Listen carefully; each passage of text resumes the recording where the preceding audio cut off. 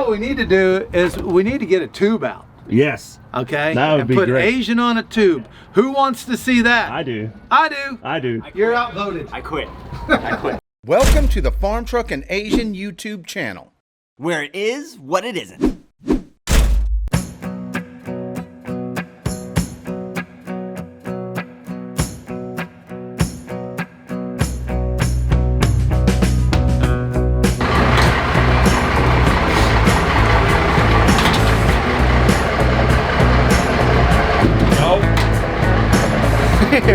Perfect. Oh, that's where he wants it. That's where he wants it. Okay. That's where he wants it. You forget that the boat rolls easy. Give me that. And start jerking the vacuum off. Oh yeah. Pull it on in, Ed.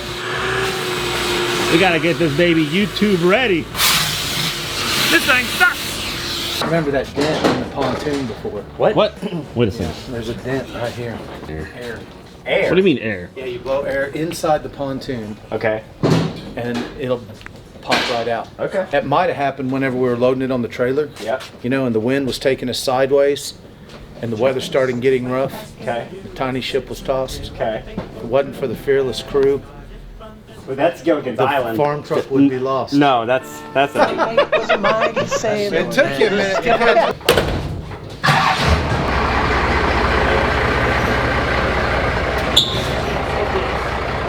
Okay. There she blows. All right, dude. Farmboat. You wanna open the door? Show us the inside? Yeah, show it. Go ahead. Try that. Oh, the button does work though. That is kind of nice. Let me get my keys. Yeah, get them. Actually, starting off here with the doors, we thought, it's going to be great, man. We can have the doors open. We can get in and out. Then an afterthought is, okay, if we're at a dock, how are we going to get in and out? We can't open the door at a dock, right? And then we thought Lambo doors. That'd be the best. Right, because then you could open the doors at the dock. It'd be sweet, Yep. right? Well, they sent these aftermarket Lambo door kits that weighed about 100 pounds a piece. And for one, Irvin, the boat guy that helped us with this project, he was like, oh no, let's take that off. He didn't like that. Use those for boat anchors and we'll just glue the doors closed and get in and out on the tailgate. That's what we did. It would have been cool. We also ran out of time. Yeah, that's it. There's a group of people that think that we took the farm truck and we put it up on pontoons and we attached the drive shaft to a propeller, and that would be all well and good, but we can't cut up the farm truck. No. You know, No, that wasn't even a question. we couldn't take it We didn't apart think and do about it. that. Yeah, that was never a thought. The thought process was it needs to look like the farm truck on water. You know, US body sending us the fiberglass body, Which was gorgeous at the time. oh, it was. Yeah. And then Dale from Performance Paint on Route 66 in Oklahoma City painted it, and it was awesome. Oh, dude. Flashback.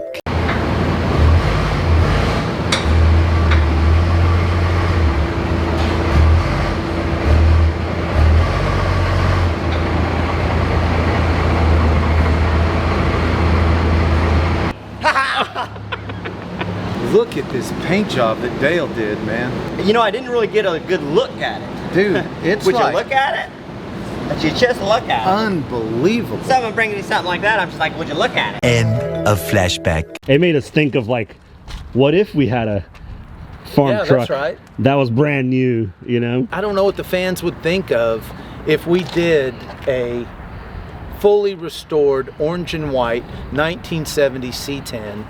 They'd love it. They'd love it. Yeah? I'd love it. Okay, Just, I mean, imagination, right? Like, Right. Just letting our imagination wild. we could do it though. Yeah, I like it. You know? It's just to have a completely cherry, 0 mile, Yeah. brand new farm truck, right? Like,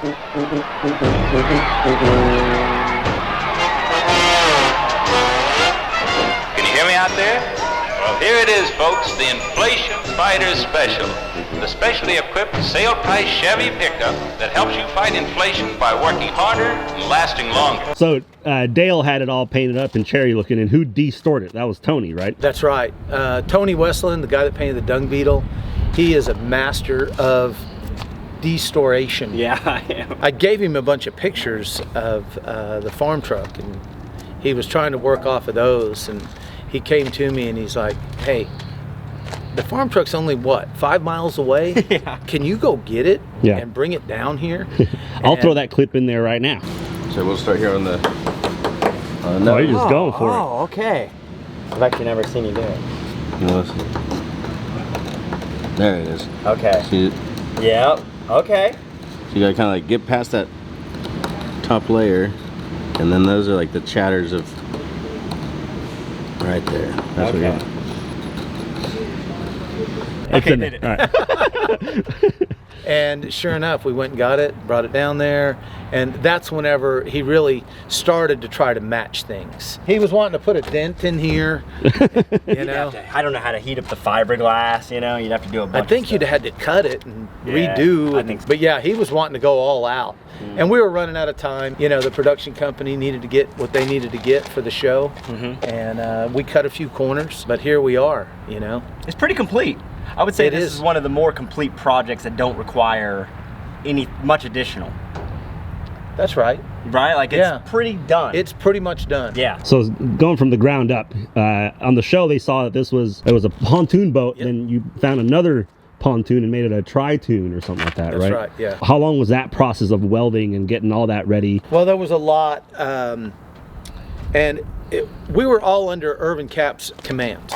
We did whatever he told us to do. We found another one in Norman, I think it was Nichols Marine. Man, I don't know. That whole process escapes me. Right.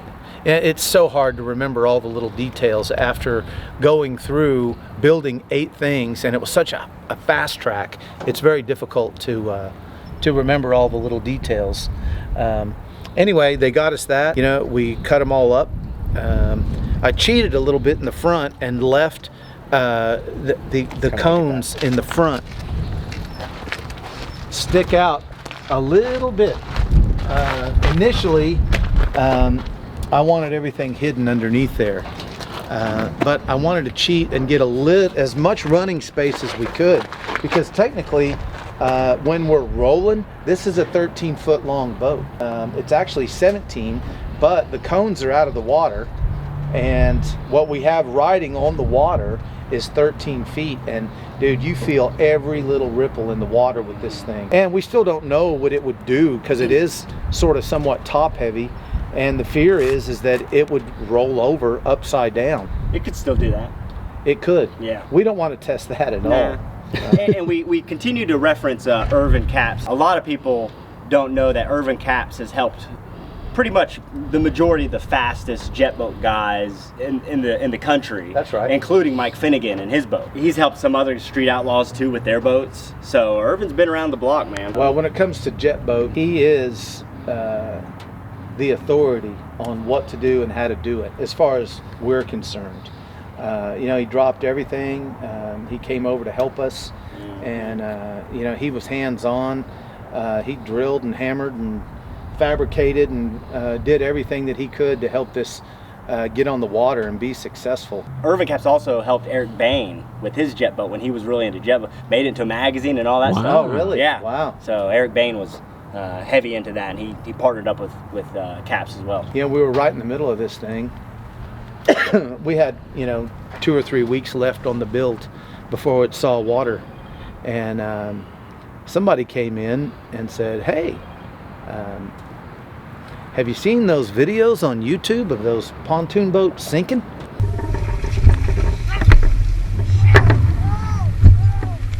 Yeah. What? You know who it was? It was Corey, CK Welding, the guy that did most of the welding on this boat. He's the one that brought it up. Okay. And I looked at those videos, and there's a bunch of people sitting in front of the pontoon. They're rolling along. They hit a bunch of waves from a big boat, and the front end just goes right down. The back of the motor goes flying up. Oh no. Oh, it's gonna be bad. So then I got to thinking, all right, we need to bring even more safety in this thing, and what can we do just in case this thing does nosedive? So what we did was, we have these little fins right here, right? And we were cutting most of them off because of the front wheel. Well, then I thought, okay, if we make it solid in between here.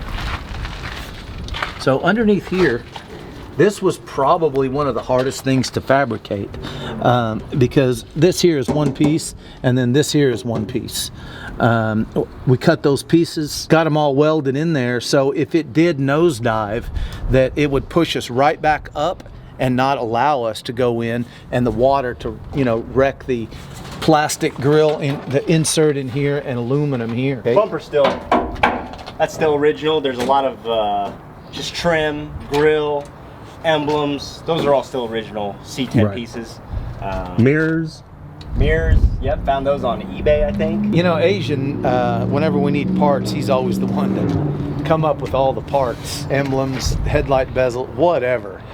Dude, he can find anything on the internet. I don't know how he does it. He's just good at finding it. Yeah. So I think, you know, one of the more unique, what adds to the illusion of this being a truck on water is how you did the wheels, because they even spin. Oh. So we took some trailer axles and cut them up, and took the spindles, mounted them. Now this is one thing that Irvin and I knocked heads on.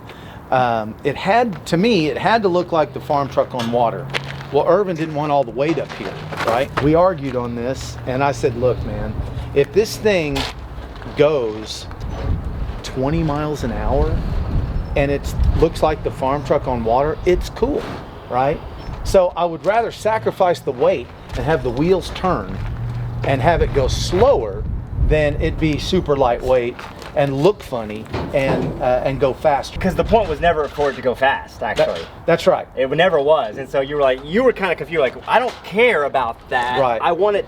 My goal is to make it look like the farm truck on water. We stay true to the farm truck. And there's a lot of things that we could do. We could put fiberglass all over it, but then it's not the farm truck anymore. You know, it's the real steel deal. And you know, you can't say much for this fiberglass. No, this is not the real steel. It's not the real steel deal. It's a boat though. But you guys get my point. You know, we're not going to put a bunch of carbon fiber and fiberglass on the farm truck just to go a little bit faster. Yeah. We're not going to beat Ryan Martin because the whole thing's carbon fiber. Right. Right. It's not going to happen. So, yeah. I don't think it would have had the same effect, you know, like, because we were out testing and the thing went viral.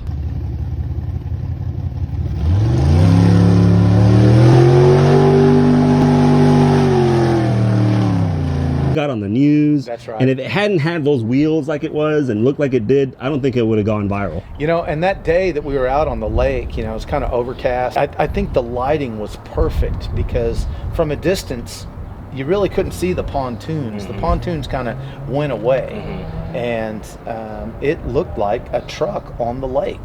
The wheels back here, these are actual tires off the farm truck, some old used ones that we used. A lot of fabrication in just this tire alone. Probably have a week just in the mounting of the tires and the rims. Probably, because you know, we did it twice. In the beginning I thought, you know, this, if I make it this wide, it'll fit right in there and we won't have to cut this down. Well, then it looked like a 10-speed tire. It just looked stupid. So we went ahead and cut the pontoon, recessed the thing in, redid the wheel, made it wider. I just think it looks a lot better that way. And it's cool when the water catches this and it slowly starts turning it. You know, we got, if you look in there, you can see the QA1 shocks that we got on it. Let me see that. Yeah, no? There's nothing. Huh? Well, there are people. I want to put them in there. I want to put them in there. We got gypped. Ed! Put some shocks on this thing. Yeah. This is all Irvin right here. He knows the people at American Turbine. He came up with all these parts. They were all used parts. He had it powder coated. All redone. You know, whenever you see this thing flying along and you see this giant rooster tail going, when we've raced other boats, the rooster tail on this is much bigger than the other boats that we're racing because of this wedge that he added. And then he put this little notch in right here, right? Just so it would go up a little bit higher, right? Do you think that Irvin did that for a little bit of show? Oh, he all show. Oh, okay, yes. Gotcha. Okay. I didn't know if there was actually real. Because we'd actually go faster if we kept the nozzle straight, we'd get a little bit more out of it if it was down in the water, Okay. pushing us a little bit. Okay. Okay, Right. yeah. It's like doing a Yes. wheelie. A wheelie don't do much for speed, but it looks hella cool. Exactly right. And I don't know, I'd rather go a little bit slower and No, it makes it. Is that loose? Yeah, way loose. No, I'm kidding. Now, was there another option? So we also, the first things first is we actually wanted to do the dual supercharged outboards. Oh, that's right. Yes. Right, that was the first idea. They were just too expensive. They were like 50,000 each. We thought it would look cool if it looked like the outboards were on the tailgate. That's right. You know? It just looked neat. Yeah, it would. And those Mercury 450 supercharged, They're awesome though. they were $70,000. Yeah. Oh my That's god! right. And Yeah. one would have been awesome. You know, two would have been better. It would have just the motors would have exceeded the whole budget for the entire boat. Right. Just the boat itself cost less than that to build. There was no way that we had to. And that's when Irvin came by. That's when Irvin stepped up. The learning curve was a lot more on this than what I thought it was going to be, because I've driven boats all my life. Pretty much all boats don't really want to turn unless you're on the throttle, right? You know, an outboard will sort of somewhat turn if the rudder's down That's in right, the water. yeah. Just Yeah, barely. yeah. So this thing is especially difficult in comparison to other boats because it does not want to turn, and you use the throttle to steer it. But what the weird thing about it is it lists the other way, which I'm fearful of this thing tipping over, because if you're going hard right, you're leaning way over to the left making that turn. So it's a go straight boat. I've come to terms with what it is. Yeah, because it's cool maneuvering around in the water, you know, having fun, you know. But this is a go straight boat, period. You want to climb in the cab and show us kind of what you mean by the controls and stuff, and then we'll finish with the engine? I'll be right back. Okay. You guys stay here. Okay. Oh. So what you have for breakfast today? Actually made breakfast. You made breakfast? Yep. Eggs, sausage, Mm. Okay. toast. Oh, okay. Yeah. Oh, he's ready. Oh. This is what operates the controls. So right there, is it pointing down? No. Is it pointing up? No. It's doing nothing. There it goes. Oh, do it again. There Oh. it goes. Oh, it's like a robot. It is like a robot. What's it doing now? Oh, it's pointing up. It's pointing up. So that's rooster tail mode. So when we take off, we're right there. Okay. And that's pushing the nose down. Okay. Right? And then as we go and we get up on plane, we can do that and send the rooster tail. I don't know, what do you think? It's at least 200 feet back. Yeah. Dude. It's probably what, 15 feet high. Get it, Barb!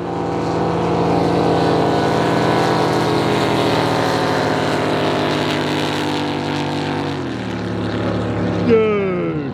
I don't know. I'm too busy driving. Okay. Here, do that again. Turn the wheel. Can you turn the wheel? Yeah, do all that. Get crazy with it. It's like showbiz pizza. What are you, some kind of nut? I'd say you were more some kind of fruit, actually. I'm beautiful, but you still have appeal. The amazing Uncle... It's like an animatronic robot. Yeah. Yeah. It's like an animatronic whale penis. It's exactly Is that like what it? it is. Is that like it? Oh. Oh, you touched the And penis. then that's reverse. Oh. Okay. Yeah. So it's still shooting the jet out, right? No. And we just cover it up, and then that gets us going in reverse. Oh, okay, there it is. Oh, look at that. Close it up. It's just funny watching it. Yeah, it is. Hey, it was all new to me. I had no idea how it worked. This is our first time of ever messing with anything like this.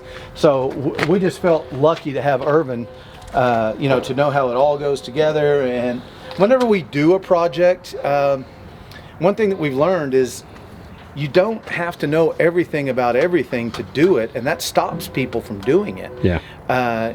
Just seek someone that has different knowledge from you, and actually learn you'll be quicker. able to accomplish it. You might actually teach them something. That's right. They're gonna learn. You learn more by trying to teach someone something than you do just figure it out yourself. So that's a real tailgate, huh? Yeah, that's the real steel deal right there. Thought it'd be cool to put one of those on it. This bumper here, we had one that looked very similar to this, and it was steel. This one's made out of aluminum. Refabricated it, and I'm glad we did, because then we decided either the headers had to come up and come through the tailgate, which it's much cooler coming through the bumper. No, it's neat. You know? Now, the water line is somewhere around here. So when waves come in, right, the water goes right in the headers. I mean, they're not going to go too far. Right. Hopefully. So we have to be careful of that. You know, there's that rough water problem again. But anyway, there's a lot of fabrication in the bumpers alone. You know, these cleats, we put these cleats on. These are off the old pontoon boat, and we thought, hey man, we'll just drill and tap these things. So we drill and tapped them, brought it out to the lake, tied it up to the dock. As soon as the wind started blowing, it pulled the threads right out. Really? Oh shit! I didn't know that. It did. And I didn't think about it. I thought, oh, It'll hold. It'll hold. Thick, right? Right. You know, it's fine thread, screws.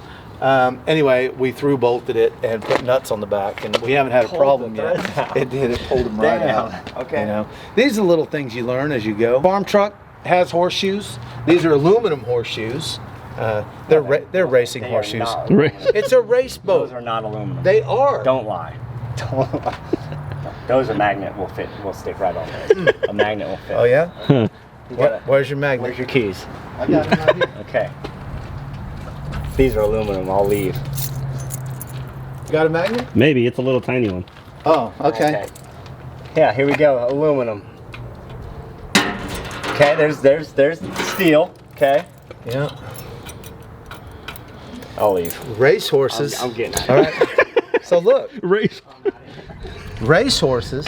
Asian, get over here. all right. Learn something. Okay, you're right. Race horses have aluminum. I did not know that. Horseshoes. I did not know that. Look at that. See there? I didn't. Right. Hey, hang on. This is an aluminum ball hitch. Oh, let's find out. For race towing, you do. Race towing? Oh, nope. That's a street car.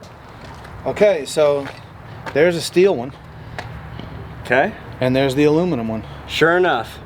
Yeah.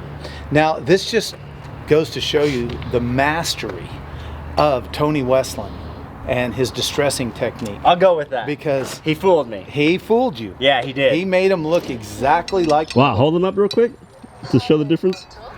So that's steel, and that's what he made it look like. But that's how they look like before. That's right. That's crazy. I'm impressed. Dude, those horses, they have it easy on Yeah, these. they do.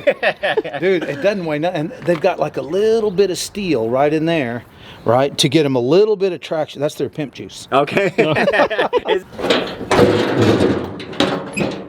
Oh. Wakey, wakey. No, we already woke him. Hands off, Snakey! Or is it eggs and bacon? No. So, come on up here, everybody. Go for it. The honeycomb hideout up here. You coming up? The old 502. I always wondered what we were going to do with this motor, and I always wanted a project worthy of it. You know, at one time, we were going to raffle this motor away. We thought about it. Really? That's I didn't right. know Well, that. we did, and we started the raffle. We raffled it. And then we realized that it's illegal Yep. to have a raffle. It has to be a charity. Yep. Right? Oh. So, and hey, we just didn't know. It was our first time doing a raffle. That's right, yeah. They considered it a lottery, so we actually, Farm Truck had to call every single person that entered That's the right, raffle that's right. and give them their money back. Oh. That's what we had to do. What, it was like 500 people you had to call? That's right, yeah. No. But here it is. It sat in Mark's shop up at Salina, Kansas That's for, right. For a long time. Yep. About 8 years, 10 years. It was in That's a right. showroom, right? It was in the showroom. It just sat there. You know, he was proud of it. We were proud of it. And it was more his motor than ours at that point. That's right. And so, but once you found a good purpose for it, he was all about it. Did he freshen this up? Oh, he did, yeah. Okay. He swapped the cam and changed the ring gland so we could put more nitrous to it. Okay. It made about 700 on motor, 300 shot of nitrous. We could put more on it, but we really don't think that it's going to gain us that much. Right. It's not a high-speed boat. I have some. We've done a couple of little things to it. We haven't had a chance to run it yet, but we are going to take this thing out and we're going to see if we can get it to go 90 miles an hour. Dude, I'm Really? looking forward to That's the right. summer. Yeah. So Irvin says if you're running a boat into the wind in about a 6-inch chop Uh-huh. of waves, Uh-huh. the boat will go faster. It'll go faster. Yes. That's Wow. interesting. Faster. So you don't want like smooth water. No, Interesting. it's too grippy. You want air between the tunes and the water. That's exactly what happens. You get a little bit of air caught up in between, right?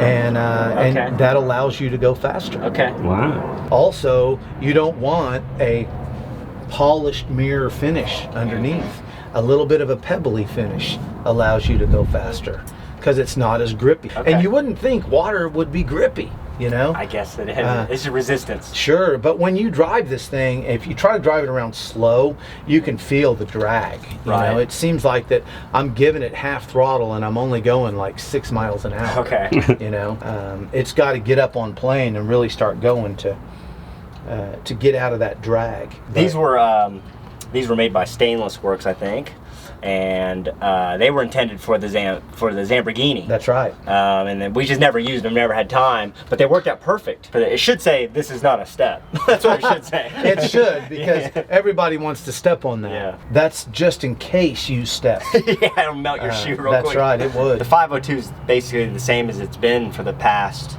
18 years. Sure.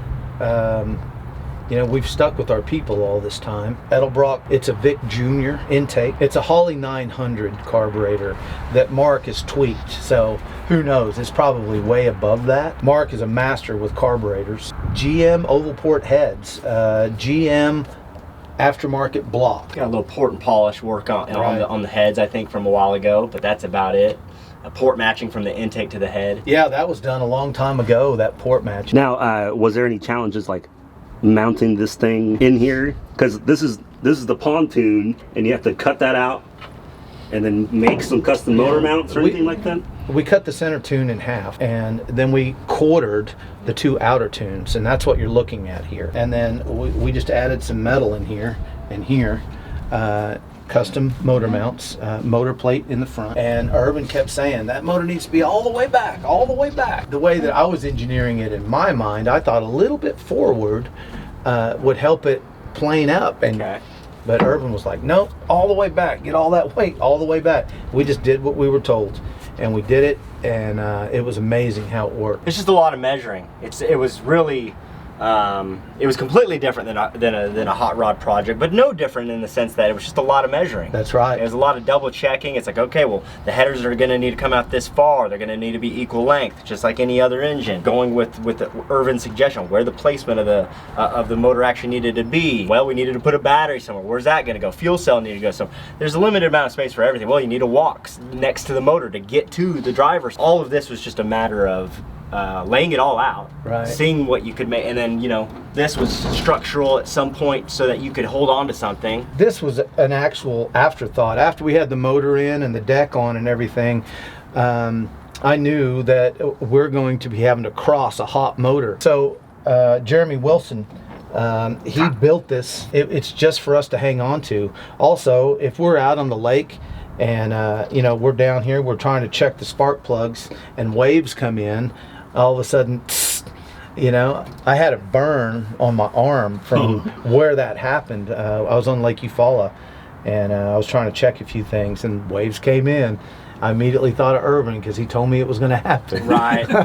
Aeromotive supplied our fuel system, all the gauges, regulators. What fuel you running? It's VP C16. Okay. What is it? ATL fuel cell. That's right. And then something that I'm really proud of is, you know, Asian gets these ideas, and he surprised me with these fittings, and he had Farm Truck engraved in the fittings. There's a better shot that would be over here, and I love the way that Jones.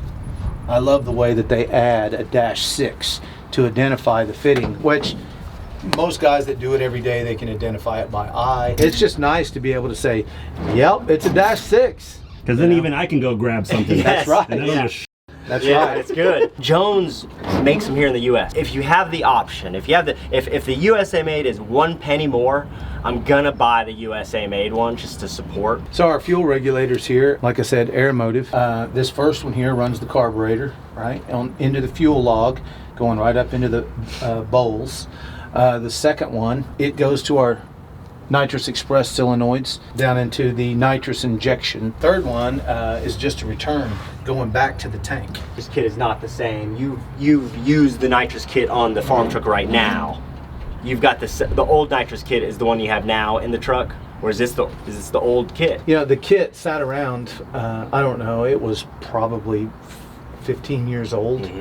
And it sat around in Mark's showroom for 7 years. We sent the intake to Nitrous Express, let them go through it, make sure that it was all going to flow and work correctly. The last thing we needed was to travel all the way to Blarney Island in Illinois, have it not work, right, or anything not work. So it was just smart to go the extra mile, and they were very generous with their time. And they went through the whole thing, made sure it was tip-top. Now it worked, just like all the projects. Right. It freaking worked without That's right. much issue. This is something that was new to us. It's a spark arrestor, and it's something that all boats have to have. It's like a regulation deal. And, you know, if it backfires through the carburetor, douses the flames, your air filter doesn't catch on fire. It's not a great air filter, though. I guess that's a good thing. So up front, driver's seat. Right, so we got our dash built. We had Irvin order a bunch of gauges, a bunch of boat gauges, marine gauges. So we have a speedometer, the tack all hooked up, fuel, volts, water, and oil. We have the painless box with ignition, fuel, horn, all that stuff. We got the MSD ignition over here. It's all pretty much dialed in and ready to go. This is something else that you have to have on a boat. You have to tether this to yourself, and whenever that pops off, it's a kill switch. If we were hauling ass along and we hit some big waves and it knocked us, it knocked someone into my window over here, it would immediately shut off. So probably the safer thing to do would be to attach this to AZN, because if it's getting rough, he gonna bail. Can you make it? That foot pedal is cool as hell. Where'd you get that thing? Dude, that foot pedal is something that Irvin showed up with. All the boat stuff, this shifter, you know, that controls the rooster tail, and the steering wheel, the foot pedal, all the real boat stuff, Irvin showed up with. And it was a bunch of extra parts he had laying around that he pretty much donated. This is probably the one that I think has been out the most, right? Like, we went to races in El Reno. We went to Blarney Island. That's like, right. Yeah. We've done a lot with this. We went to project. Stroud, Oklahoma with it. We've been around with this. And, you know, I'm a boat guy. I always grew up around boats and drove many different kinds of boats. And I love taking this thing out. I would take it out more often, but it takes a crew of people to get it back on the trailer, because you can't see anything to drive it up on a trailer like you normally do, and it doesn't steer very well. If you guys are game, yeah, let's do it right now. Anyways, all right guys, so if you like the video, like, subscribe, you know, hit the bells for notifications, and we're gonna take this thing out, but not right now. So okay, let's go to the lake right now. Let's put AZN on a floaty and haul him with a rope. Let's end the video. Let's end the video. That's it. Hey, you know what we need to do is we need to get a tube out. Yes. Okay. That would and be put great. AZN on a tube. Who wants to see that? I do. I do. I do. You're outvoted. I quit. I quit. Hey, FarmtruckandAZN here. Thank you for sticking around and watching our YouTube video. Since you're a viewer and hopefully a subscriber, drop by our website, okcfarmtruck.com, and use discount code FNAYouTube to get 10% off your next order. It's our way of saying thank you. I'll show you the real farm boat. The real farm boat. Oh, yeah. Well, that does look like a real farm boat. Yeah, this is the boat that'll never get done. This thing's been sitting here forever. This is a Kenneth fish and ski barge right here. It's a fish and ski. This is an unsinkable boat. It's got a Force 85 in it, you know. Unsinkable boat. So, you know, hey, one day I'm gonna get this thing running, you know. Oh yeah. I mean, it's tagged, titled, insured, and I'm gonna run that farm boat for title. Oh, pinks. Damn. This thing's a dime piece. Or a cream puff. Oh God.